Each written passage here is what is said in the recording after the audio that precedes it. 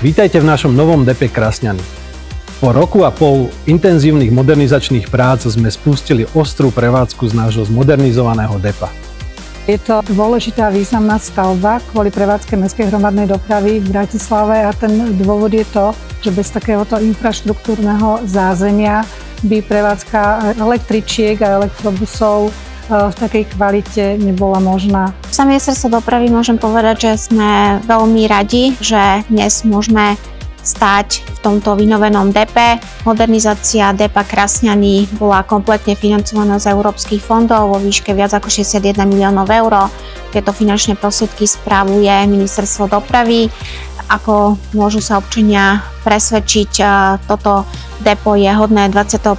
storočia. Tieto depá, dôležité depá, a najmä toto sú tie, kde sa deje celý ten zázrak, ktorý vedie k tomu, že keď príde električka na zastávku, je čistá, funguje tam klíma, alebo sa tam kúri, je opravená, je skontrolovaná, pretože práve tu sa robia povinné kontroly po x tisícoch prejazdených kilometrov električiek, bez ktorých ona legálne nemôže ísť ďalej do prevádzky a práve tieto depa na to potrebujeme. Na našich nových kolegov vodičov, ako aj dielenských pracovníkov, čakajú vynovené priestory haly dennej údržby, stojánka, ktorá dnes pojme viac električiek ako kedykoľvek predtým, zmodernizovaná a predĺžená je aj hala kontrolných prehliadok a nových technológií sa dočkalo aj pracovisko oprav elektrobusov.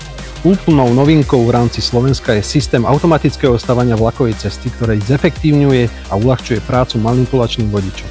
Jediným klikom v počítači tak kolegovia vedia dostať električku od brány až na tú správnu koľaj do odstavnej haly. Pri modernizácii sme mysleli aj na ekológiu, preto strechu depa pokrývajú zelené rastliny, osadili sme viaceré nádrže na zadržiavanie dažďovej vody a súčasťou novovybudovanej umývarky je aj vlastná čistička odpadových vôd. Pôvodné depo Krasňany slúžilo svojmu účelu 50 rokov a ja ďakujem všetkým kolegom z dopravného podniku, ktorí sa podielali na jeho rekonštrukcii. Rovnako ďakujem aj partnerom z hlavného mesta, Bratislavského samosprávneho kraja a ministerstvu dopravy za výbornú spoluprácu, vďaka ktorej bude toto depo slúžiť najmenej ďalších 50 rokov.